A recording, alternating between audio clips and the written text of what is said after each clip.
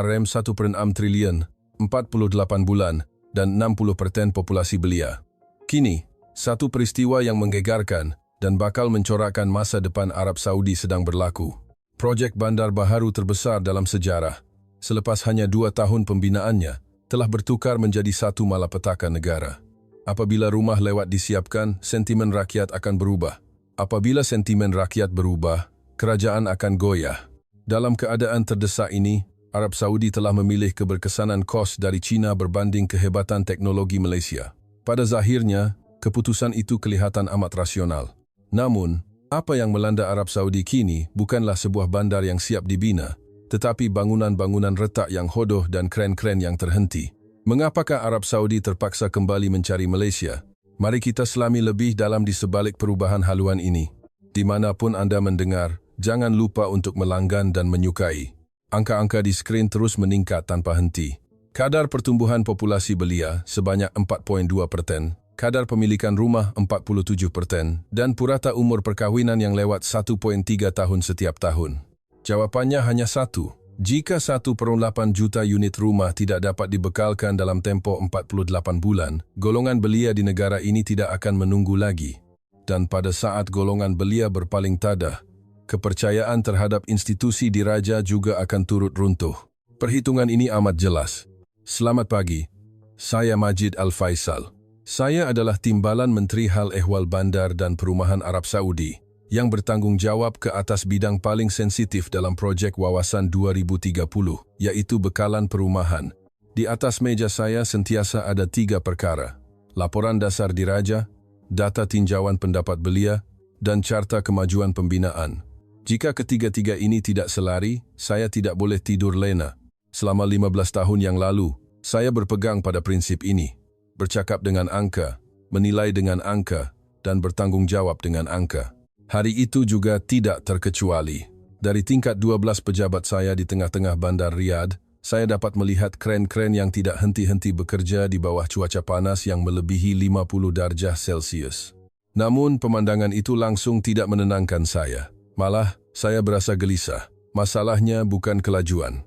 Saya amat sedar bahawa sepantas manapun kita berlari, ia tidak akan berguna jika haluan kita salah. Dan sekarang saya tidak pasti sama ada haluan yang kita tuju ini betul atau tidak. Pintu bilik mesyuarat terbuka. Salman Al-Rashid, seorang penasihat dasar, masuk dan duduk di hadapan saya.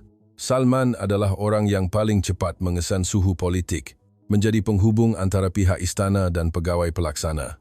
Dia terus membuka mulut.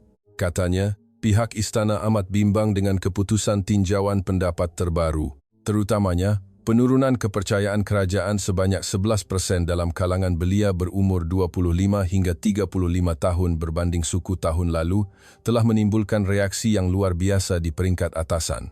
Saya sudah pun membaca laporan itu sebanyak 3 kali. Masalahnya bukan penurunan kepercayaan. Masalah sebenarnya adalah puncanya. Golongan belia tidak mahukan pekerjaan. Mereka mahukan rumah. Mereka mahukan asas untuk membina keluarga. Di Arab Saudi, perkahwinan bukan sekadar pilihan pribadi. Ia adalah penyatuan antara 2 keluarga, bukti status sosial, dan yang paling penting, titik permulaan kehidupan yang stabil. Namun, syarat paling asas untuk mencapai titik permulaan itu, yaitu pemilikan rumah, semakin jauh dari jangkauan. Salman bertanya dengan berhati-hati, adakah mungkin untuk mencapai sasaran dengan rancangan bekalan semasa? Saya tidak menjawab. Sebaliknya, saya menghidupkan skrin. Terpapar sebuah graf yang menunjukkan prestasi bekalan perumahan selama 3 tahun yang lalu dan sasaran untuk 4 tahun akan datang. Jurang antara garisan merah dan biru semakin melebar. Ia adalah jurang antara perancangan dan realiti. Jelas sekali bahawa dengan kadar ini, kami tidak akan dapat mencapai sasaran. Saya memberitahu Salman, purata kadar kemajuan kontraktor yang kita lantik sekarang hanyalah 63% daripada sasaran. Masalah bekalan bahan, kekurangan tenaga kerja, dan standar teknikal yang tidak memuaskan adalah antara sebabnya, tetapi hasilnya tetap satu. Kami gagal menunaikan janji.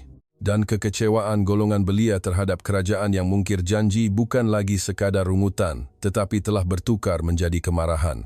Salman mengeluh. Dia kemudiannya memberitahu bahawa pihak istana melihat projek ini bukan sekadar projek pembinaan, tetapi sebagai isu yang berkait rapat dengan kestabilan pemerintahan. Memang benar, saya juga berpendapat sedemikian. Namun, menyedari masalah dan menyelesaikannya adalah dua perkara yang berbeza. Saya memerlukan jalan penyelesaian dengan segera.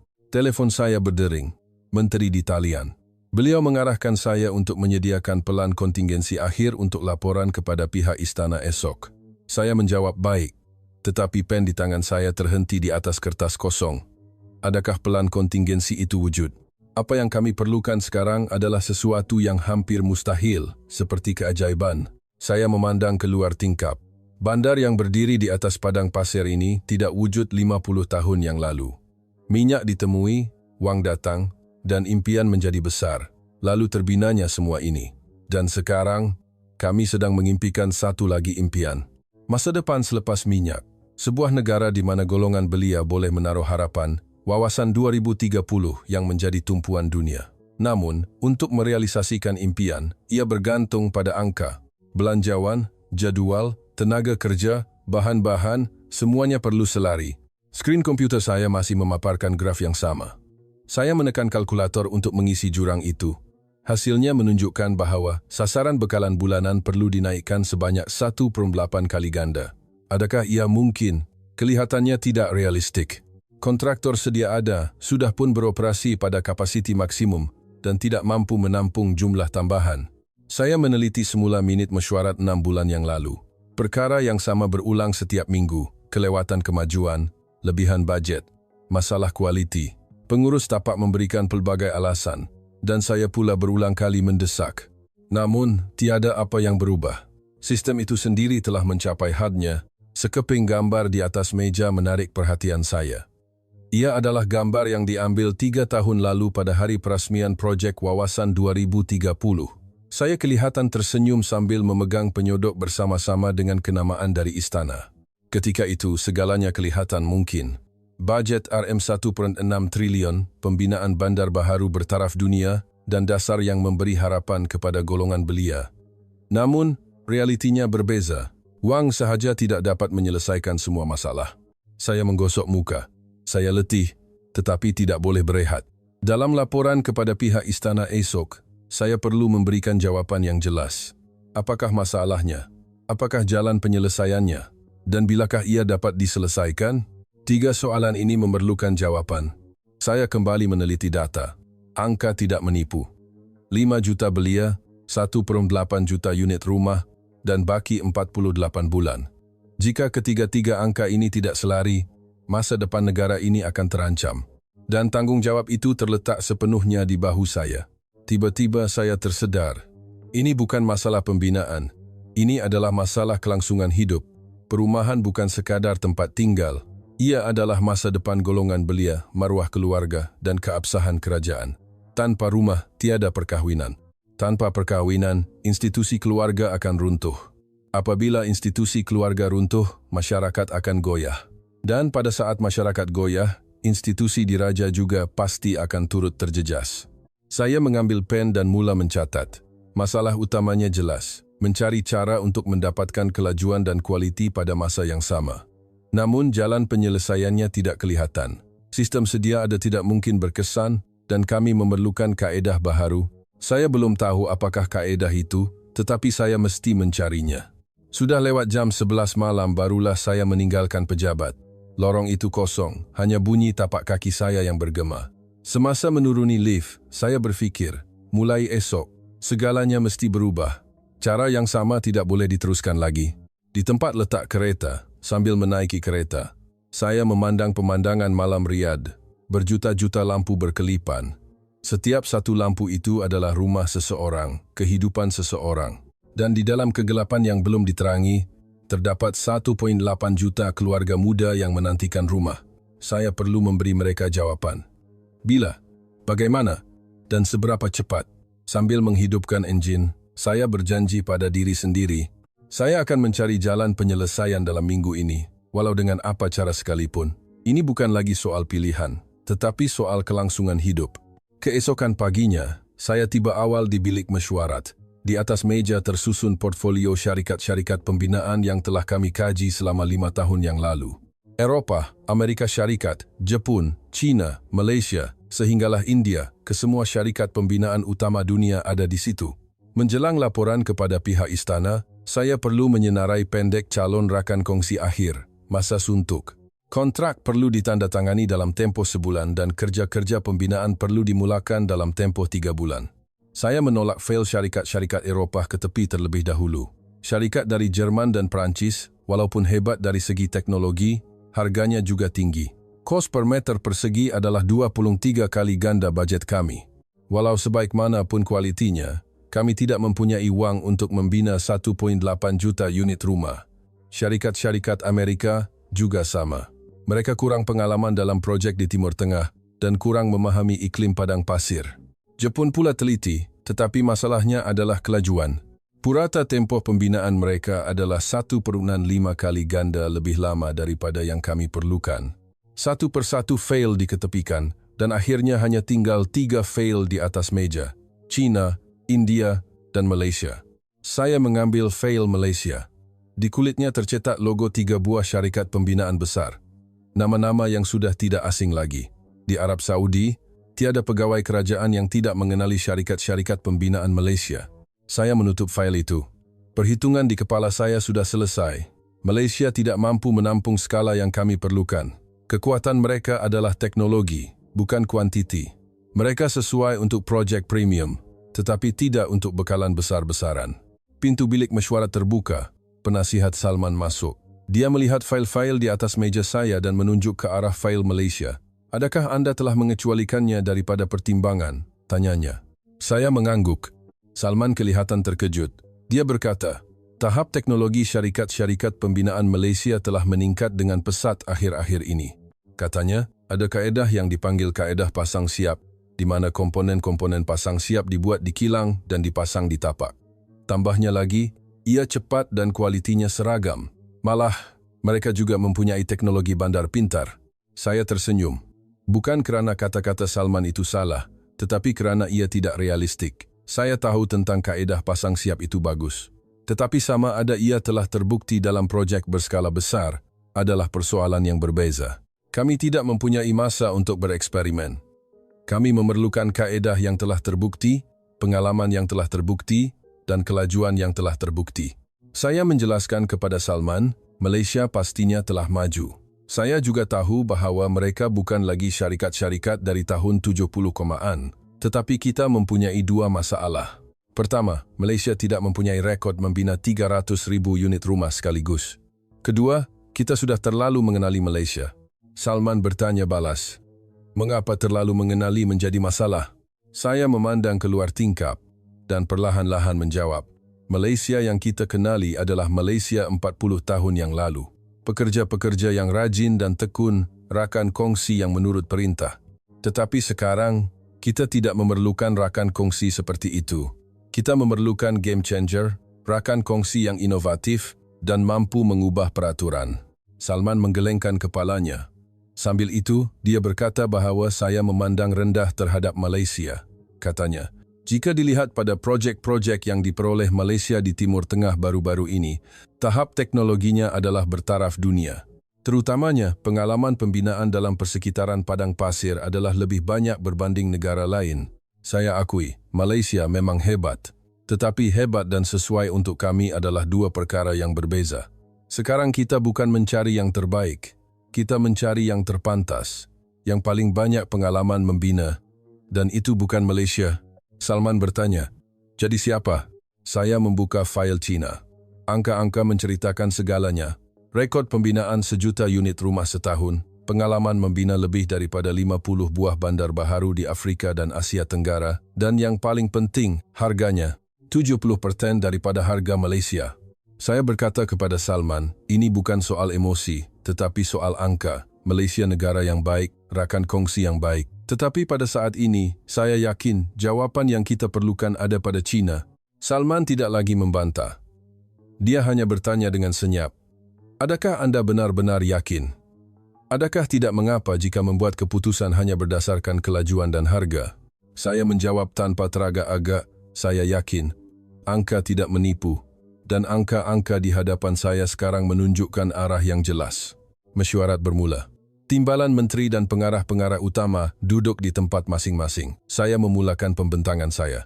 Analisis situasi semasa, keperluan untuk mencapai sasaran, dan senarai pendek calon rakan kongsi akhir. Di skrin terpapar 3 nama, kesemuanya syarikat pembinaan Cina.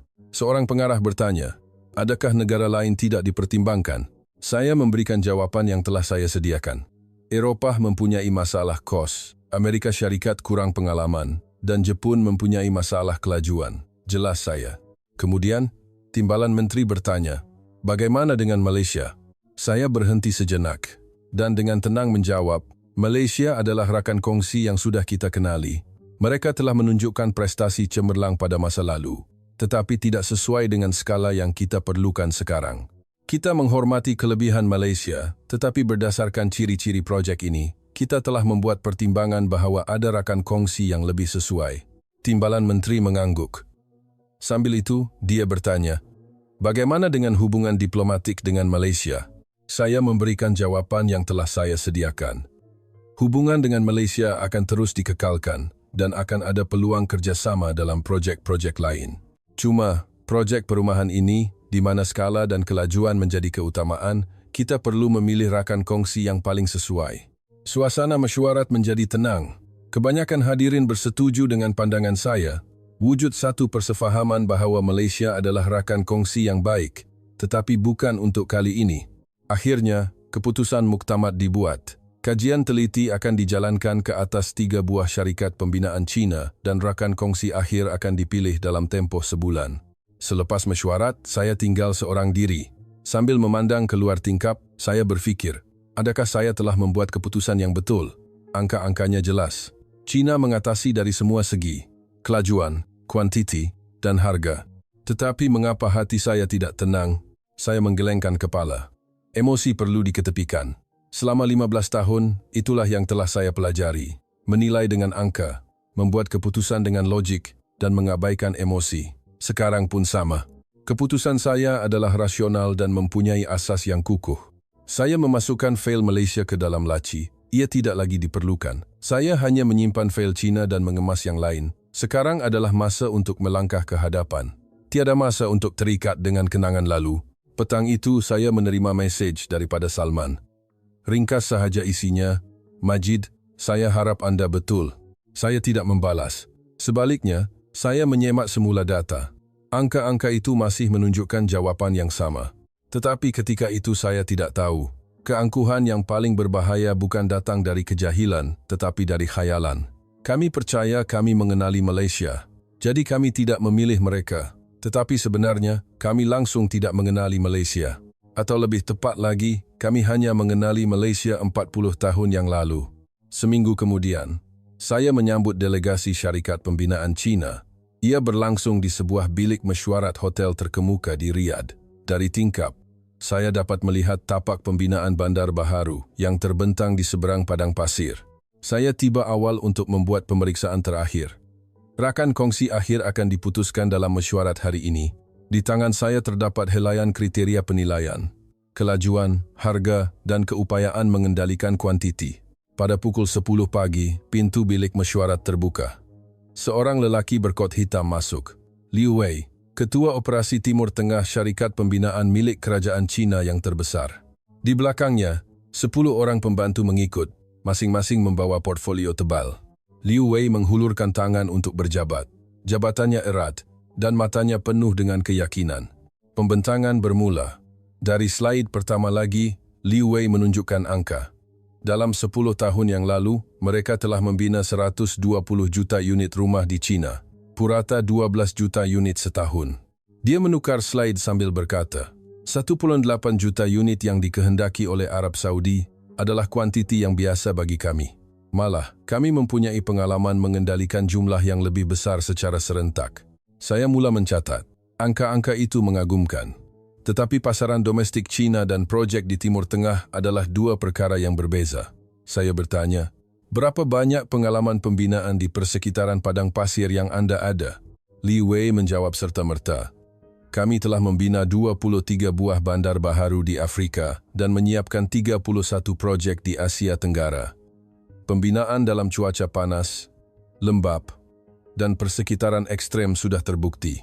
Slide seterusnya menunjukkan senarai harga. Harga per meter persegi adalah 30% lebih rendah daripada anggaran kami. Saya terkejut. Bagaimana harga sebegini boleh dicapai? Tanya saya. Liu Wei tersenyum sambil menjelaskan. Kami membawa bahan dari China secara terus, menggunakan tenaga kerja dari China, dan mengendalikan semua proses dari reka bentuk hingga pembinaan dengan sistem kami sendiri. Tanpa orang tengah, kos kami lebih rendah. Saya menekan kalkulator. Dengan harga ini, kami dapat menjimatkan 20% daripada budget. Wang yang tinggal boleh digunakan untuk mendapatkan kuantiti tambahan. Bukan 1/8 juta unit, tetapi mungkin sehingga 2/2 juta unit. Angka-angka itu menarik, terlalu menarik sehingga saya berasa curiga. Liu Wei memaparkan skrin seterusnya. Jadwal kemajuan. Dari mula pembinaan hingga siap 36 bulan. 1 tahun lebih cepat daripada 48 bulan yang kami perlukan. Saya bertanya, bagaimana boleh begitu cepat? Liu Wei menjawab dengan yakin.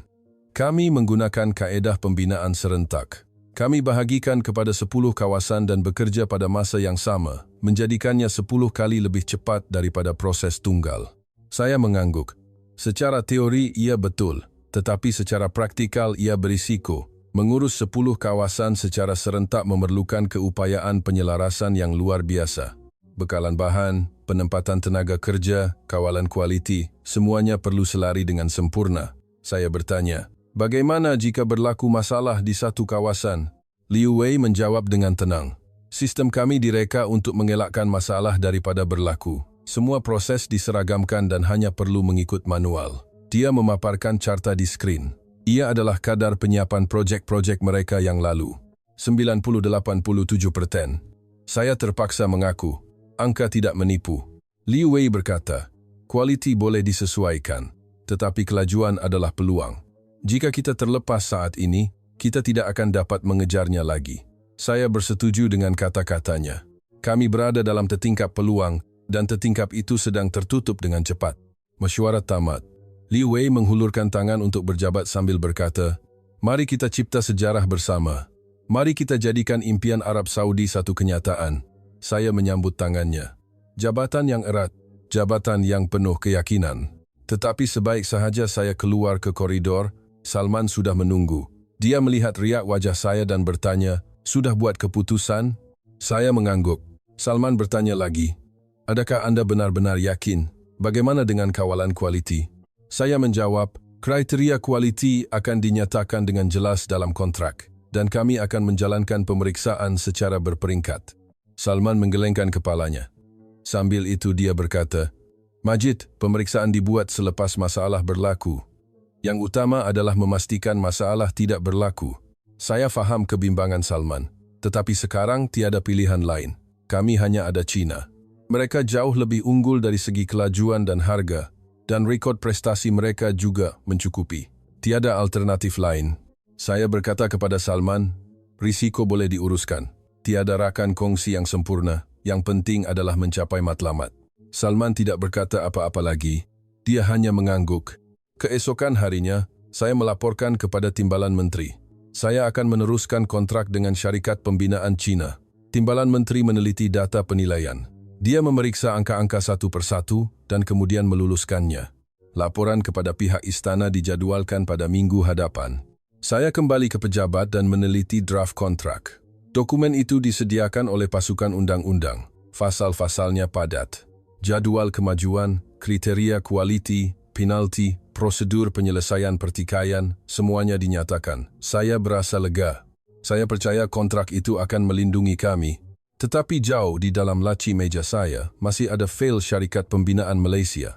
Saya mengeluarkannya dan membukanya buat kali terakhir. Kaedah pasang siap, bandar pintar, dan teknologi khusus untuk persekitaran padang pasir disenaraikan. Ia mengagumkan, tetapi tidak mencukupi. Saya menutup fail itu dan meletakkannya di bahagian paling bawah laci. Saya membuat keputusan untuk hanya melihat ke hadapan. Bersama China, kami akan memulakan permulaan yang baharu. Projek bernilai RM1/6 triliun, 1/8 juta unit rumah, dan masa depan 5 juta belia akan bermula. Sebulan kemudian, majlis menandatangani kontrak diadakan. Ia berlangsung di sebuah dewan besar di Istana Riyadh. Kenamaan dari istana dan para menteri turut hadir. Liu Wei muncul dengan sut hitam dan tali leher merah. Penuh keyakinan. Kilauan kamera menyambar, dan kami menandatangani dokumen. Saya mengambil pen dan menulis nama saya. Majid Al-Faisal. Ia adalah kontrak terbesar dalam 15 tahun perkhidmatan awam saya. Tangan saya menggeletar. Adakah kerana teruja? Atau kerana bimbang? Saya tidak dapat membezakannya. Selepas menandatangani, Liu Wei berkata, ini adalah saat bersejarah. Kerjasama antara China dan Arab Saudi akan membuka era baharu. Saya bertepuk tangan. Semua orang di dalam dewan bertepuk tangan. Tetapi pada saat itu, saya tidak tahu. Saya telah terperangkap dalam jerat yang bernama keberkesanan kos. Dan saya juga tidak tahu bahwa ia akan mengambil masa 2 tahun untuk keluar dari jerat itu. Saya akan belajar tidak lama lagi bahwa jawaban yang paling murah dan paling cepat kadangkala menjadi kesilapan yang paling mahal. 3 bulan selepas kontrak ditandatangani, kerja-kerja pembinaan dimulakan di tengah padang pasir dan ia berjalan dengan pantas. Laporan mingguan diterima. Kadar kemajuan 15%, 25%, 38%. Angka-angka itu meningkat seperti yang dirancang. Saya berpuas hati. Saya fikir keputusan memilih China adalah tepat. Seramai 50,000 pekerja dari China dikerahkan ke tapak pembinaan. Mereka bekerja secara bergilir-gilir 24 jam. Siang dan malam, pembinaan tidak berhenti. Kren-kren gergasi menjulang tinggi seperti hutan di atas padang pasir dan lori pembancuh konkrit bergerak tanpa henti. Dari jauh, ia kelihatan menakjubkan. Seolah-olah bandar itu hidup dan membesar dengan sendirinya. Saya melawat tapak pembinaan sebulan sekali. Tetapi saya hanya memeriksa gambaran keseluruhan dari jauh. Saya tidak masuk ke dalam bangunan. Saya tidak mempunyai masa, dan saya tidak fikir ia perlu. Selagi angka dalam laporan itu tepat, itu sudah memadai. Selepas 6 bulan, bangunan-bangunan pertama mula menampakkan rangkanya. Ia adalah bangunan kediaman dan komersial 30 tingkat. Siap 2 minggu lebih awal daripada jadual. Saya melaporkan kepada Timbalan Menteri. Jadual kerja mendahului perancangan. Timbalan Menteri memuji. Katanya, kerja bagus, teruskan usaha. Tetapi pada bulan ke-7, laporan yang aneh mula diterima. Memo daripada pasukan penyeliaan tapak. Ia menyatakan bahawa terdapat keretakan halus pada dinding luar beberapa bangunan. Saya memanggil pegawai yang bertanggung jawab. Saya bertanya sejauh mana tahap keretakan itu. Pegawai itu berkata ia tidak serius. Katanya, ia adalah fenomena biasa yang berlaku semasa proses pengeringan konkrit. Tambahnya lagi, ia masih dalam lingkungan hat yang dibenarkan. Saya mengangguk. Tetapi hati saya tidak tenang. Jadi, saya menelefon terus pengurus tapak dari pihak China. Pengurus tapak itu menjawab dengan yakin. Katanya, tiada masalah. Di persekitaran padang pasir, perbezaan suhu boleh menyebabkan keretakan halus, tetapi ia tidak menjejaskan keselamatan struktur. Tambahnya lagi, kerja-kerja pengukuhan sedang dijalankan, jadi tidak perlu risau. Saya berasa lega. Jika pakar mengatakan tidak mengapa, tiada sebab untuk saya bimbang lagi. Tetapi 2 minggu kemudian, satu lagi laporan diterima. Kali ini, masalah kalis air. Kebocoran dikesan di beberapa bahagian tempat letak kereta bawah tanah. Saya memanggil semula pegawai yang bertanggung jawab. Saya bertanya sama ada ia juga masalah kecil. Pegawai itu teragak-agak. Katanya, sukar untuk dikatakan kecil. Tambahnya lagi, ia berlaku di beberapa kawasan secara serentak. Saya mula berasa cemas. Fakta bahawa ia bukan 1 atau 2 tempat, tetapi beberapa tempat mengganggu fikiran saya. Saya mengadakan mesyuarat. Pasukan penyeliaan dan wakil pihak China, semuanya saya panggil. Di bilik mesyuarat, saya bertanya, apa sebenarnya masalahnya? Ketua pasukan penyeliaan membuka laporan. 23 kes keretakan, 17 kes kebocoran, dan 31 kes kemasan yang tidak memuaskan dicatatkan. Wakil pihak China menjelaskan. Katanya, ia adalah perkara biasa dalam pembinaan berskala besar. Semuanya boleh dibaiki kemudian. Yang penting adalah mengikut jadual, tegasnya. Saya bertanya dengan tegas, bagaimana dengan standard quality? Dia memetik fasal dalam kontrak. Katanya, semua pembinaan mematuhi standard pembinaan Arab Saudi. Cuma, katanya lagi, keunikan persekitaran padang pasir perlu diambil kira. Saya tidak dapat menerimanya. Kualiti tidak boleh dikompromi dengan alasan keunikan. Mesyuarat tamat tanpa sebarang keputusan. Pihak Cina berkata tiada masalah, manakala pasukan penyeliaan menyuarakan kebimbangan. Saya perlu membuat pertimbangan, siapa yang betul dan apa yang perlu dilakukan. Malam itu, saya tidak dapat tidur. Angka-angka dalam laporan itu terus bermain di pikiran saya. 23 kes keretakan, 17 kes kebocoran. Adakah ini benar-benar masalah kecil atau petanda masalah yang lebih besar? Keesokan paginya saya membuat keputusan. Saya akan meninjau sendiri tapak pembinaan. Laporan sahaja tidak mencukupi. Saya perlu melihatnya dengan mata kepala saya sendiri. Saya memberitahu setiausaha saya untuk menetapkan jadual lawatan tapak pada petang itu. Pada pukul 2 petang, saya tiba di tapak pembinaan. Ia terletak di tengah padang pasir. Suhunya 48 darjah Celcius. Sebaik sahaja saya keluar dari kereta, bahang panas menusuk kulit.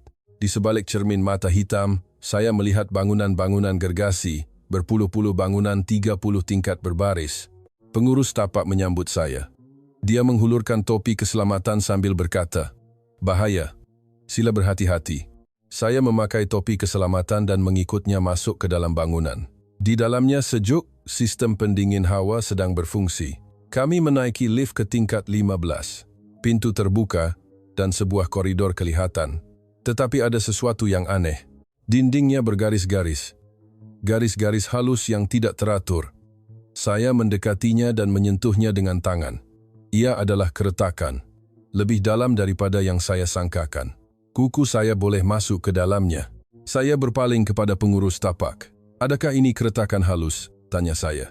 Pengurus tapak itu kelihatan cemas. "Kerja-kerja pengukuhan akan dijalankan," katanya tergagap-gagap. Saya meminta untuk melihat tingkat lain. Kami melawat tingkat 10, 8, dan 5 secara bergilir-gilir. Setiap tingkat mempunyai keretakan. Ada yang sebesar pensel dan ada yang cukup besar untuk dimasuki jari. Saya turun ke tingkat bawah tanah, tempat letak kereta. Semasa berjalan di atas lantai konkrit, tapak kaki saya terasa basah. Saya mendongak, dan air menitis dari siling. Bukan di satu tempat sahaja, air bocor dari beberapa tempat. Pengurus tapak itu mula memberi alasan.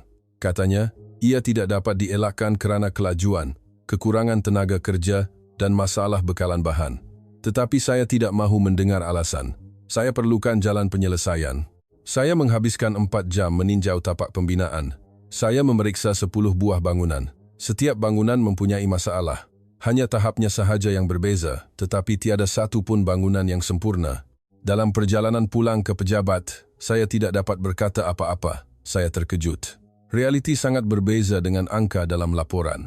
23 kes keretakan adalah satu pembohongan. Sekurang-kurangnya ada beratus-ratus. Kembali ke pejabat. Saya duduk di meja. Tangan saya menggeletar.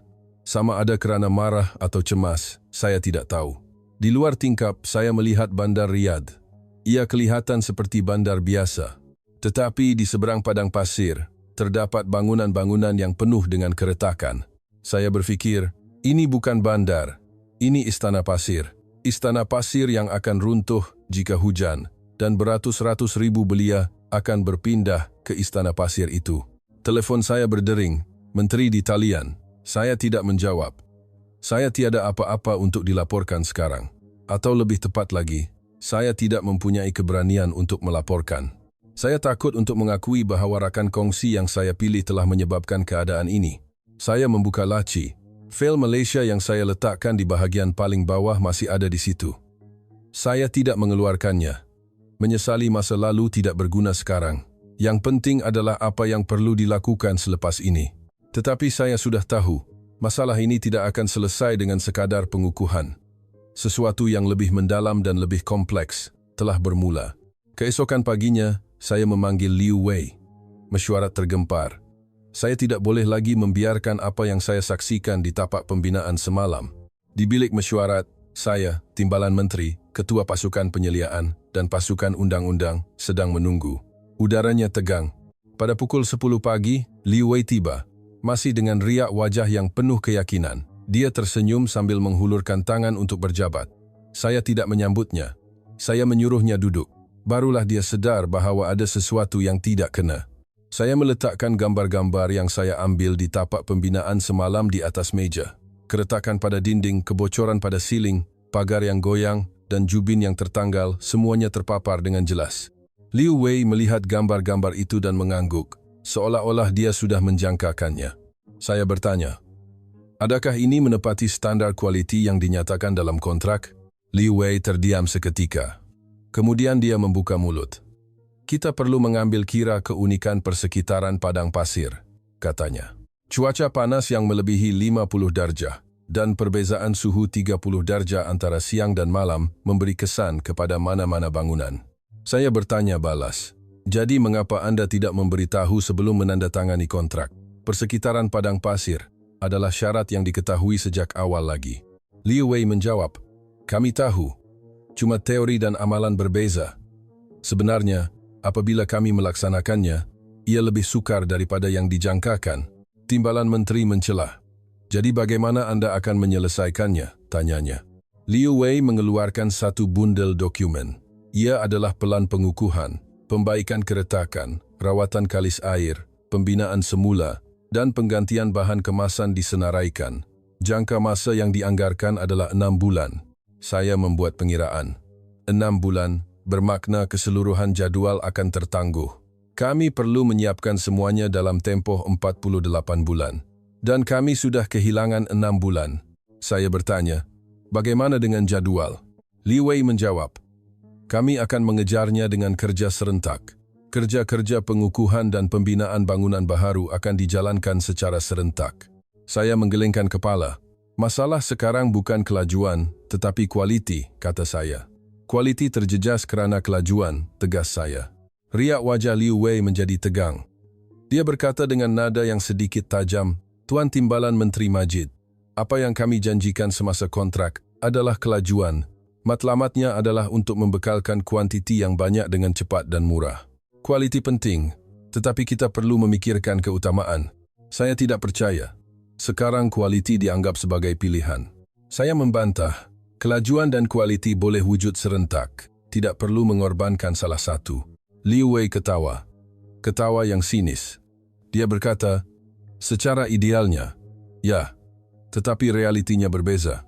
Jika Anda mengharapkan kualiti yang sempurna dalam projek sebesar ini, kosnya akan menjadi 2 kali ganda dan tempohnya akan bertambah 1,5 kali ganda. Saya menghentak meja. Kami tidak menuntut kesempurnaan. Kami meminta Anda mematuhi standar keselamatan asas. Kami tidak boleh membiarkan orang tinggal di bangunan yang penuh dengan keretakan, tegas saya. Liu Wei mengeluh. Kemudian dia berkata, perkara sebegini boleh diterima di mana-mana negara. Di Afrika dan Asia Tenggara pun pernah berlaku situasi yang sama. Tetapi akhirnya, semua orang berpindah masuk dan hidup tanpa masalah. Ketua Pasukan Penyeliaan membantah. Afrika dan Arab Saudi berbeza. Ini adalah projek diraja dan kepercayaan negara dipertaruhkan, katanya. Liu Wei mengangkat bahu. Kepercayaan adalah isu politik, dan saya adalah seorang juru teknik, katanya. Saya tidak dapat menahan sabar. Jika Anda seorang juru teknik, bukankah Anda patut bertanggung jawab secara teknikal? Tanya saya. Liu Wei menjawab, kami sedang bertanggung jawab. Kami telah mencadangkan pelan pengukuhan, dan kami akan menanggung kos tambahan. Saya bertanya, berapakah kos tambahan itu? Liu Wei menyerahkan dokumen. Ia adalah invoice. Kos kerja-kerja pengukuhan adalah 15% daripada harga kontrak. Saya terkejut. Dengan jumlah sebanyak itu, lebih baik membina yang baharu. Timbalan Menteri bertanya, adakah pihak Cina benar-benar akan menanggung kos itu? Liu Wei mengangguk. Tetapi ada syaratnya, katanya. Standar kualiti perlu diselaraskan sedikit. Saya bertanya balas. Bagaimana maksud Anda diselaraskan? Liu Wei menjelaskan. Dia mencadangkan untuk melonggarkan had lebar keretakan yang dibenarkan daripada 0.3 mm sekarang kepada 0.5 mm dan juga menyelaraskan beberapa standar kalis air. Dia menegaskan bahawa angka-angka itu masih mematuhi standar antarabangsa. Ketua Pasukan Penyeliaan membantah, standar Arab Saudi sudah pun mengikut standar antarabangsa. Malah, ada bahagian yang lebih ketat. Tidak masuk akal untuk melonggarkan standar, tegasnya. Liu Wei membantah, standar perlu berbeza mengikut persekitaran. Padang pasir berbeza dengan kawasan lain. Tidak realistik untuk menggunakan standar Eropah di padang pasir, tambahnya. Bilik mesyuarat menjadi riuh. pasukan penyeliaan dan pihak Cina meninggikan suara. Saya mengangkat tangan untuk menenangkan keadaan. Dan saya memandang tepat ke arah Liu Wei. Saya bertanya, adakah Anda fikir kami tiada pilihan lain? Kami boleh menamatkan kontrak, saya memberi amaran. Liu Wei tersenyum. Senyuman itu membuatkan saya lebih marah. Dia berkata, tentu sekali Anda boleh menamatkannya. Tetapi bagaimana dengan kos yang telah ditanggung setakat ini? 30% kemajuan telah dicapai, dan berbilion-bilion telah dibelanjakan. Walaupun Anda mencari rakan kongsi baharu, ia akan mengambil masa sekurang-kurangnya setahun, tambahnya. Saya tahu pengiraannya tidak salah. Kami sudah terlalu jauh terlibat, sukar untuk berundur atau berhenti. Liu Wei tahu itu. Sebab itulah dia begitu tenang. Timbalan Menteri campur tangan. Dia mencadangkan agar mesyuarat hari ini ditamatkan di sini, dan kedua-dua pihak meneliti semula alternatif. Kami akan bertemu semula minggu hadapan. Liu Wei mengangguk dan bangun. Semasa dia hendak keluar, saya memanggilnya. Encik Liu Wei, saya ada satu soalan terakhir, kata saya. Dia berpaling. Saya bertanya, adakah Anda benar-benar mempunyai keazaman untuk menjayakan proyek ini? Liu Wei memandang saya sejenak. Kemudian dia menjawab, ini bukan soal keazaman, tetapi soal realiti. Kami sedang melakukan yang terbaik. Dan dia membuka pintu, lalu keluar. Bilik mesyuarat senyap sepi. Timbalan Menteri mengeluh. Ketua pasukan penyeliaan menggelengkan kepala. Saya memandang keluar tingkap. Jauh di sana, padang pasir kelihatan. Di atas padang pasir itu, impian kami sedang runtuh. Saya kembali ke pejabat dan duduk di meja. Kepala saya kusut. Kata-kata Liu Wei terus terngiang-ngiang. Perkara sebegini boleh diterima di mana-mana negara. Betulkah begitu? Betulkah kami juga perlu menerimanya? Saya membuka laci. Fail Malaysia masih ada di situ. Kali ini saya mengeluarkannya. Saya membuka halaman pertama. Kaedah pasang siap, sistem pengurusan kualiti, dan teknologi khusus untuk persekitaran padang pasir tercatat di situ. Saya mengeluh. Sudah terlambat. Masa tidak boleh diundurkan. Apa yang boleh saya lakukan sekarang hanyalah menguruskan keadaan semasa dengan sebaik mungkin. Tetapi satu perkara menjadi jelas. Khayalan bahawa tiada yang boleh menggantikan adalah perkara yang paling berbahaya. Liu Wei percaya bahawa tanpa mereka, projek itu tidak dapat diteruskan. Sebab itulah dia boleh menjadi begitu angkuh. Saya berfikir, adakah benar-benar tiada alternatif lain? Atau adakah saya yang tidak menemuinya? Jawapannya tidak kelihatan. Cuma satu perkara yang jelas. Keadaan ini tidak boleh diteruskan. 3 hari berlalu. Saya masih belum menemui jalan penyelesaian.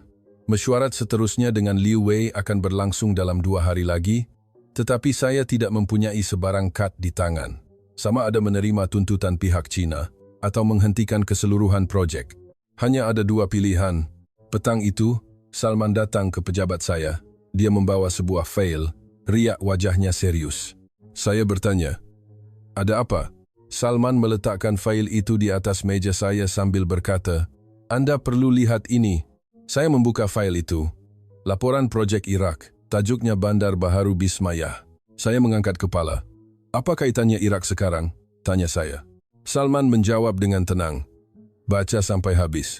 Halaman pertama menggariskan gambaran keseluruhan projek. Pembinaan 100,000 unit rumah di sebuah bandar baharu di kawasan padang pasir di selatan Baghdad dimalakan pada tahun 2012.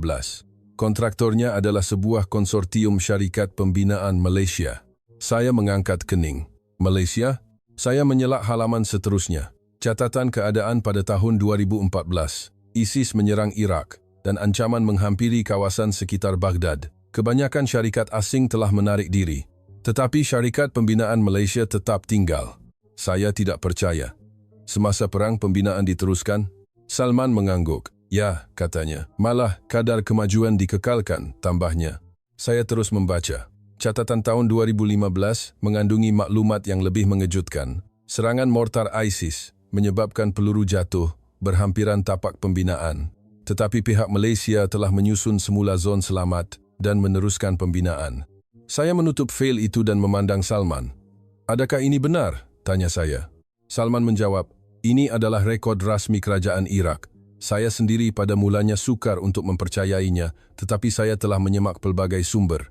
Saya membuka semula fail itu. Catatan penyiapan pada tahun 2016 dipaparkan. Walaupun ancaman ISIS masih wujud, 30,000 unit rumah fasa pertama telah siap. Keputusan pemeriksaan kualiti juga dilampirkan. Semua item telah lulus piawaian. Saya bersandar di kerusi. Kepala saya kusut. Di tanah yang sedang berperang, di bawah ancaman ISIS, pembinaan tidak dihentikan dan kualiti juga dikekalkan, Salman berkata, "Saya faham mengapa kerajaan Iraq mempercayai Malaysia, bukan kerana wang, tetapi kerana tanggung jawab." Saya menggelengkan kepala. Saya masih tidak faham. Saya bertanya, mengapa mereka tidak menarik diri? Nyawa mereka dalam bahaya. Salman mengangkat bahu. Itulah cara Malaysia, katanya. Janji ditepati, tambahnya. Saya memandang keluar tingkap. Riyadh aman. Tiada perang, tiada ISIS. Tetapi projek kami sedang runtuh. Sebaliknya, di Iraq, walaupun sedang berperang, projek itu berjaya disiapkan. Ironis, saya mengambil semula fail itu. Di bahagian belakang, terdapat wawancara dengan pengurus tapak, seorang rakyat Malaysia. Wartawan bertanya, "Mengapa Anda tidak menarik diri?" Pengurus itu menjawab, "Rakyat Iraq sedang menunggu. Mereka lebih terdesak untuk mendapatkan rumah kerana perang. Kami tidak boleh meninggalkan mereka." Saya membaca semula ayat itu. Kami tidak boleh meninggalkan mereka. Perkataan yang ringkas, tetapi mempunyai berat yang berbeza. Sesuatu yang tiada dalam kontrak, tiada dalam angka. Salman berkata dengan senyap, "Majid, adakah Anda tahu apa yang kita terlepas pandang?" Saya mengangkat kepala. Salman meneruskan, "Kita hanya melihat angka, harga, kelajuan, kuantiti. Tetapi yang penting sebenarnya adalah perkara lain." Saya bertanya, "Apa yang penting?" Salman menjawab, "Kepercayaan. Rakan kongsi yang tidak lari apabila krisis melanda." Saya cuba membantah. Tetapi tiada perkataan yang keluar. Saya teringat kembali beberapa bulan yang lalu. Apabila masalah timbul, apa kata Liu Wei, perkara sebegini boleh diterima di mana-mana negara. Dia mengelak tanggung jawab. Dia mencadangkan untuk menurunkan standar. Sebaliknya, apa yang dilakukan oleh Malaysia di Iraq, walaupun peluru jatuh, mereka tetap berada di tapak pembinaan. Kualiti tidak dikompromi. Janji ditepati. Saya menutup fail itu dan bertanya kepada Salman, "Bagaimana keadaan projek ini sekarang?" Salman menjawab, "Pembinaan fasa kedua sedang berjalan. Kerajaan Iraq telah memberikan kontrak tambahan kepada pihak Malaysia." Saya mengeluh. Negara yang sedang berperang memberikan kontrak tambahan, manakala negara yang aman, projeknya runtuh. Ironis. Saya membuka laci meja. Fail Malaysia. Saya mengeluarkannya. Kali ini saya membacanya semula dari awal. Kaedah pasang siap, bandar pintar, dan teknologi persekitaran padang pasir. Sekarang ia kelihatan berbeza. Ini bukan sekadar teknologi. Ia adalah sistem yang membina kepercayaan. Saya berkata kepada Salman, "Bolehkah saya bertemu dengan penanggung jawab projek Iraq itu?" Salman mengangguk. "Saya akan usahakan," katanya. Keesokan harinya, saya mengaturkan satu persidangan video, perjumpaan dengan seorang pengarah dari Kementerian Perumahan Iraq. Di skrin, muncul seorang lelaki pertengahan umur. Dia memberi salam dalam bahasa Inggris yang fasih. Saya terus kepada inti perbincangan. Saya ingin mendengar tentang projek Bismayah, terutamanya mengenai syarikat pembinaan Malaysia. Pengarah itu tersenyum dan menjawab, "Tanyalah apa sahaja." Saya bertanya, "Adakah benar pembinaan tidak berhenti walaupun di bawah ancaman ISIS?" Pengarah itu mengangguk, "Tidak pernah berhenti sekalipun," katanya. "Malah, lebih cepat daripada jadual," tambahnya. Saya bertanya lagi, "Bagaimana dengan kualiti?" Pengarah itu menjawab dengan jelas, "Sempurna." Sehingga kini, penduduk berpuas hati tinggal di sana. Saya melemparkan soalan utama. "Mengapa Anda memilih Malaysia sekali lagi? Adakah kerana harganya murah?" Pengarah itu menggelengkan kepala. "Harganya sederhana," katanya.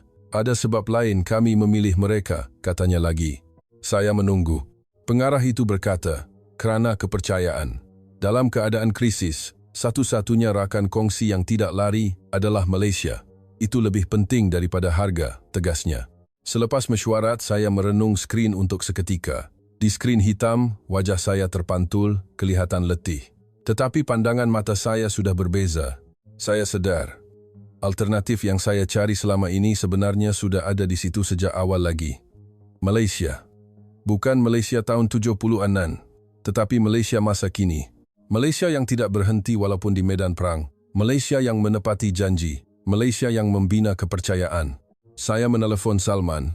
Dapatkan nombor telefon syarikat pembinaan Malaysia, kata saya. Salman bertanya, adakah anda benar-benar akan melakukannya? Saya menjawab, ini baru permulaan. Sambil meletakkan telefon, saya berfikir, sudah terlambat tetapi belum terlewat. Masih ada peluang. Ada cara untuk membina semula kepercayaan yang telah dihancurkan oleh China.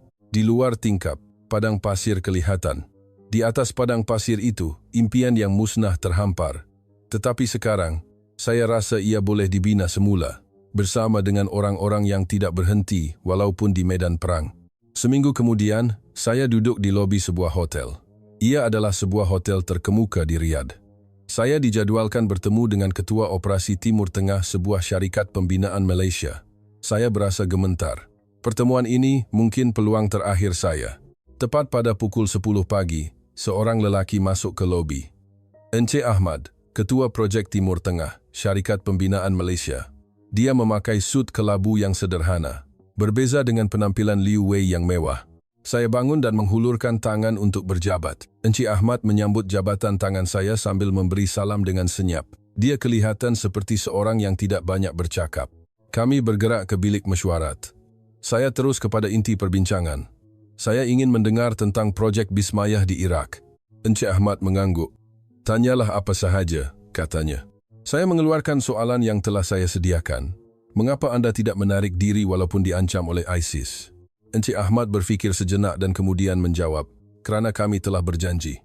Jawapan yang ringkas, tetapi mempunyai beratnya yang tersendiri. Saya mendalami lagi. Bagaimana dengan keselamatan pekerja anda? Encik Ahmad menjelaskan, kami telah menetapkan zon selamat dan menyediakan pelan pemindahan kecemasan. Kami menilai tahap risiko setiap hari, tetapi penarikan diri tidak pernah dipertimbangkan. Saya tidak faham. Adakah projek itu begitu penting sehingga anda sanggup mempertaruhkan nyawa? Tanya saya. Encik Ahmad menggelengkan kepala. Kami tidak mempertaruhkan nyawa, katanya. Kami melakukan yang terbaik. Saya menukar soalan. Bagaimana anda mengekalkan kawalan kualiti? Adakah mungkin untuk mengekalkan kualiti semasa perang? Encik Ahmad mengeluarkan dokumen. Ia adalah rekod pemeriksaan kualiti mengikut fasa. Dia menjelaskan, sama ada perang atau aman, standarnya tetap sama. Malah, dalam persekitaran yang sukar, kami lebih teliti mengawalnya. Penduduk berasa cemas, dan kami tidak mahu rumah mereka juga tidak selamat. Saya terdiam mendengar kata-katanya. Dia lebih mementingkan kebimbangan penduduk, bukan kontrak atau keuntungan, tetapi manusia yang diutamakan. Saya terus bertanya, bagaimana dengan bekalan bahan? Semasa perang, rantaian bekalan pasti terputus. Riak wajah Encik Ahmad sedikit berubah. Itulah masalah sebenarnya, katanya. Dia menjelaskan bahawa pada awal tahun 2015, bekalan bahan dari Turki terputus sepenuhnya. Sempadan ditutup, dan syarikat pengangkutan menarik diri. Saya bertanya, jadi apa yang anda lakukan? Encik Ahmad menjawab, kami buat sendiri. Saya bertanya balas, apa maksud anda? Encik Ahmad membuka dokumen. Ia adalah rekod pembinaan kilang tempatan, 3 kilang simen, 5 loji pemprosesan besi, 4 bengkel pembuatan tingkap, 3 kilang jubin, dan 2 kemudahan pengeluaran bahan lain. Jumlahnya 17 buah. Saya tidak percaya. Anda membina kilang? Encik Ahmad mengangguk. Tiada pilihan lain, katanya. Tanpa bahan, kami tidak boleh membina. Jadi kami terpaksa membuatnya sendiri. Saya bertanya lagi, jadi bagaimana dengan kosnya? Berapa banyak yang dihabiskan untuk membina kilang? Encik Ahmad menyebut angka. Kira-kira 8% daripada harga kontrak, katanya. Saya membuat pengiraan. Ia bukan jumlah yang kecil, tetapi ia lebih baik daripada meninggalkan keseluruhan projek. Saya bertanya, adakah kerajaan Iraq berkongsi kos? Encik Ahmad menggelengkan kepala. Pihak Malaysia menanggung sepenuhnya, katanya. Ia tidak termasuk dalam kontrak, tetapi ia perlu untuk menyiapkan projek. Saya terkejut. Anda membelanjakan wang itu walaupun tidak termasuk dalam kontrak? Adakah syarikat induk meluluskannya? Tanya saya. Encik Ahmad menjawab, ia adalah keputusan di tapak. Kami telah melaporkannya, tetapi tiada masa untuk menunggu kelulusan. Saya teringat akan Liu Wei. Dia cuba mengelak daripada bertanggungjawab walaupun untuk perkara yang termaktub dalam kontrak. Sebaliknya, Encik Ahmad menyelesaikan sendiri masalah yang tidak termaktub dalam kontrak. Perbezaannya jelas. Saya bertanya, bagaimana dengan kilang-kilang itu sekarang? Encik Ahmad menjawab, kami telah mendermakannya kepada kerajaan Irak. Sekarang, syarikat-syarikat tempatan yang mengendalikannya. Saya terdiam. Anda mendermakan kilang-kilang itu? Encik Ahmad menjelaskan dengan tenang. Lagipun, kami tidak boleh membawanya pulang.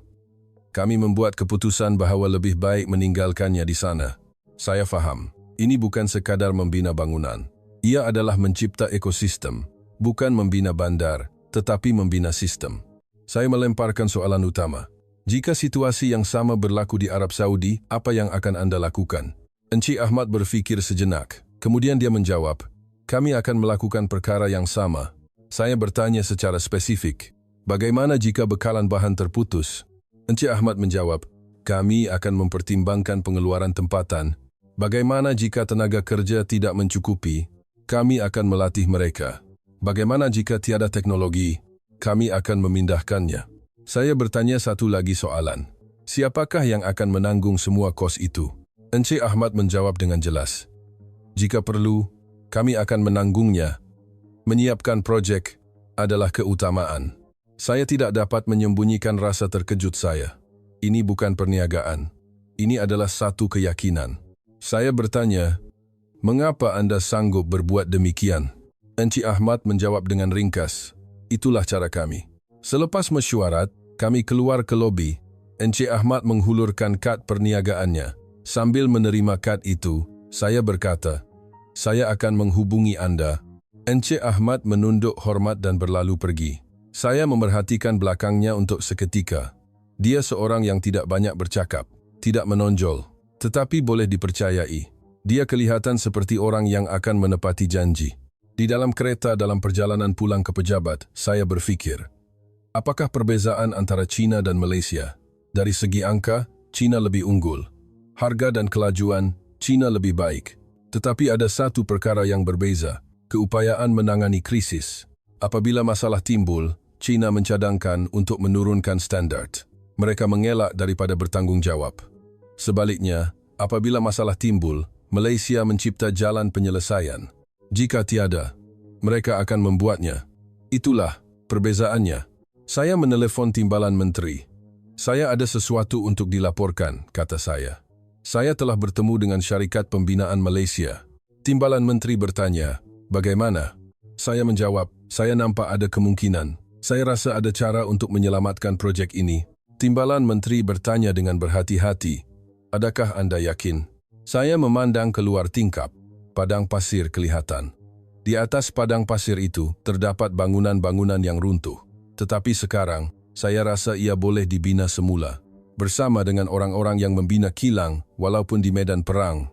Saya menjawab kepada timbalan menteri, saya yakin. Kali ini, saya benar-benar yakin. Bukan dengan angka, tetapi dengan kepercayaan. Selepas meletakkan telefon, saya duduk di meja. Kad perniagaan yang diberikan oleh Encik Ahmad berada di tangan saya. Saya meletakkannya di tengah-tengah meja. Ini adalah permulaan. Masa untuk membina semula kepercayaan yang telah runtuh. Di luar tingkap, matahari terbenam. Langit senja yang kemerahan terbentang di atas padang pasir. Ia indah, tetapi esok, cuaca panas 50 darjah akan datang lagi. Tetapi sekarang, saya tidak takut lagi. Kerana saya telah menemui rakan kongsi yang tidak akan berhenti walaupun dalam cuaca panas itu. Sebulan berlalu. Saya berada di lapangan terbang antarabangsa Kuala Lumpur. Kedatangan seorang timbalan Menteri Arab Saudi ke Malaysia secara pribadi adalah sesuatu yang luar biasa. Biasanya, kontraktor yang akan datang kepada pemberi projek, tetapi kali ini berbeza. Saya yang membuat keputusan untuk datang dahulu. Setibanya saya di luar lapangan terbang, Encik Ahmad sudah menunggu. Dia memberi salam dengan senyap. Sambil menaiki kereta, saya memandang keluar tingkap. Pemandangan Kuala Lumpur terasa asing. Di antara bangunan-bangunan pencakar langit, kren-kren kelihatan. Negara ini masih terus membangun. Kereta itu menuju ke ibu pejabat sebuah syarikat pembinaan di Selangor. Perjalanan mengambil masa kira-kira sejam. Bangunannya tidak gah. Ia kelihatan praktikal dan kukuh. Di lobi, para eksekutif menyambut saya. Saya diiringi ke bilik mesyuarat. Di atas meja, dokumen-dokumen sudah pun tersedia. cadangan projek Arab Saudi, tetapi saya tidak melihatnya terlebih dahulu. Sebaliknya, saya melemparkan soalan. Saya bertanya, projek Arab Saudi sekarang dalam keadaan sukar. Kontrak dengan pihak China sudah pun berjalan dan kemajuan telah melebihi 30%. Adakah Anda bersedia untuk menyertai projek sebegini di pertengahan jalan? Wakil pihak Malaysia menjawab, boleh. Saya bertanya lagi, mengapa Anda fikir boleh? Wakil itu menjelaskan, kami juga mempunyai pengalaman campur tangan di pertengahan projek. Ada juga kes di mana kami berjaya memulihkan projek yang bermasalah. Saya bertanya dengan lebih spesifik. Bagaimana dengan kosnya? Bajet kami sekarang sudah banyak digunakan. Wakil itu berfikir sejenak dan kemudian menjawab, boleh jika kita lakukannya secara berperingkat. Saya tidak faham. Apa maksud Anda secara berperingkat? Tanya saya. Wakil itu menjelaskan. Mari kita mulakan dengan pembaikan kecemasan terlebih dahulu. Kita selesaikan masalah keretakan dan kebocoran, kemudian kita bincangkan peringkat seterusnya. Saya bertanya, berapakah kos peringkat pertama? Wakil itu menyebut angka. Lebih rendah daripada yang saya jangkakan. Saya berasa ragu-ragu. Adakah mungkin dengan jumlah itu? Tanya saya. Wakil itu mengangguk. Boleh, katanya. Kita boleh meminimumkan peralatan dan tenaga kerja yang diperlukan dan menggunakan sumber tempatan semaksimum mungkin. Sambil itu dia menambah, yang penting adalah memulihkan kepercayaan. Saya terdiam mendengar kata-katanya. Memulihkan kepercayaan, wakil itu meneruskan. Belia Arab Saudi sedang menantikan rumah. Kita tidak boleh mengecewakan harapan mereka. Jadi, penyiapan lebih penting daripada keuntungan, tegasnya. Saya terkejut. Penyiapan lebih penting daripada keuntungan? Ini bukan kata-kata seorang ahli perniagaan. Ia sama seperti yang dikatakan oleh Encik Ahmad. Ia adalah kata-kata orang yang menepati janji. Saya melemparkan soalan utama. Jika kita menandatangani kontrak, siapakah yang akan menanggung risiko? Bagaimana jika berlaku masalah yang tidak dijangka? Wakil itu menjawab dengan jelas, kita akan menanggungnya bersama. Tidak semua perkara boleh dinyatakan dalam kontrak, tetapi jika berlaku masalah, kami berjanji akan menyelesaikannya bersama. Saya teringat akan Liu Wei. Dia menggunakan kontrak sebagai perisai. Dia cuba untuk tidak bertanggung jawab terhadap perkara yang tidak dinyatakan. Sebaliknya, Malaysia melihat lebih jauh daripada kontrak. Selepas mesyuarat, saya ditawarkan untuk melawat kilang. Katanya, ada sebuah kilang pengeluaran pasang siap yang terletak sejam perjalanan dari situ. Saya bersetuju. Saya ingin melihatnya sendiri. Kilang itu sangat besar. Saiznya seperti 3 buah padang bola sepak yang digabungkan. Di dalamnya, panel-panel konkrit gergasi bergerak di sepanjang barisan pemasangan. Pengurus kilang menjelaskan, kapasiti pengeluaran harian adalah untuk 50 unit rumah. Saya bertanya tentang proses pemeriksaan kualiti. Pengurus kilang membawa saya ke bilik pemeriksaan. Dia menjelaskan, semua panel melalui 3 peringkat pemeriksaan. Kekuatan, kalis air, dan kemasan, semuanya perlu melepasi standar sebelum dihantar. Saya bertanya tentang kadar kecacatan. Pengurus kilang menjawab, 0.3%. Saya terkejut. Adakah mungkin kadar kecacatan serendah itu? Tanya saya. Pengurus kilang menjawab dengan yakin. Boleh, kerana kami mempunyai sistem. Saya sedar. Inilah perbezaannya. China membina dengan tergesa-gesa di tapak. Sebaliknya, Malaysia membuat dengan teliti di kilang dan memasangnya di tapak. Ia adalah cara di mana kelajuan dan kualiti boleh wujud serentak. Di dalam kereta, dalam perjalanan pulang ke Kuala Lumpur, saya membuat keputusan. Saya akan bekerja sama dengan Malaysia. Saya memberitahu Encik Ahmad, mari kita mulakan proses kontrak. Encik Ahmad mengangguk. Tetapi saya menambah, kali ini saya mahu lakukannya dengan cara yang berbeza. Saya tidak mahu kontrak subkontraktor biasa. Saya mahu perkongsian. Encik Ahmad bertanya, apa maksud Anda? Saya menjelaskan, kami mahu belajar. Bukan sahaja membina rumah, tetapi kami mahu belajar sistemnya. Kami mahu rakyat Arab Saudi menguasai kaedah pasang siap, pengurusan kualiti, dan keupayaan menangani krisis. Encik Ahmad berfikir sejenak. Kemudian dia menjawab, boleh, kami akan memasukkan program pemindahan teknologi. Malah, kami juga akan mempertimbangkan untuk menghantar juruteknik Arab Saudi ke Malaysia untuk latihan. Saya terharu. Ini bukan sekadar kontrak pembinaan biasa. Ini adalah perkongsian untuk membina masa depan bersama. Saya menghulurkan tangan untuk berjabat. Encik Ahmad menyambut jabatan tangan saya sambil tersenyum senyap. Kembali ke Riyadh. Saya melaporkan kepada Timbalan Menteri. Saya akan meneruskan kontrak dengan Malaysia. Timbalan Menteri bertanya, bagaimana dengan China? Saya menjawab, kita akan merunding semula kontrak. Malaysia akan menjadi rakan kongsi utama, manakala China akan menjadi peranan sampingan. Saya sedang berbincang dengan pasukan undang-undang. Timbalan Menteri bertanya, adakah kosnya akan meningkat? Saya menggelengkan kepala. Malah akan berkurangan, jawab saya. Kerana kos pembinaan semula akan hilang. Laporan kepada pihak istana dijadwalkan. Saya menyediakan pembentangan, tetapi kali ini saya bukan sahaja menyediakan angka, saya menyediakan cerita. Cerita tentang medan perang Iraq, cerita tentang kilang tempatan, dan cerita tentang kepercayaan. Pada hari laporan, saya berdiri di hadapan kenamaan dari istana. Di skrin, bukan angka yang dipaparkan, tetapi gambar-gambar. Bandar Baharu Bismaya, kilang Malaysia, dan adegan pemeriksaan kualiti. Saya berkata, selama beberapa bulan yang lalu, saya telah melakukan kesilapan. Saya mencari yang paling murah dan paling cepat. Tetapi itu bukan jawabannya. Jawaban sebenar adalah kepercayaan. Seorang kenamaan bertanya, bagaimana Anda mengukur kepercayaan? Saya menjawab, tidak boleh diukur, tetapi boleh dialami. Rakan kongsi yang tidak lari walaupun di medan perang, rakan kongsi yang membina kilang apabila tiada bahan. Pengalaman seperti itulah yang membina kepercayaan. Bilik mesyuarat menjadi senyap. Saya memaparkan slide terakhir. Hanya ada satu ayat tertulis. Kepercayaan bukan sesuatu yang boleh dibeli dengan wang. Kelulusan diberikan. Perkongsian dengan Malaysia disahkan secara rasmi. Saya kembali ke pejabat dan menelpon Encik Ahmad. Mari kita mulakan, kata saya. Di luar tingkap, padang pasir kelihatan. Di atas padang pasir itu, kini akan dibina sebuah bandar yang berbeza. Bandar yang tiada keretakan, bandar yang dibina di atas kepercayaan. Saya berfikir, kisah ini bukan tentang kehebatan Malaysia. Ia adalah bukti bahawa hanya negara yang menepati janji sehingga akhir yang akan dipilih pada akhirnya. Dan pilihan itu akan mengubah standar pasaran. Pasaran bernilai 1.6 trilion sedang bergerak. Bukan dengan harga, tetapi dengan kepercayaan. Bukan dengan kelajuan, tetapi dengan tanggung jawab. Saya berada di titik permulaan perubahan itu, dan sekarang saya yakin, inilah permulaan yang sebenar.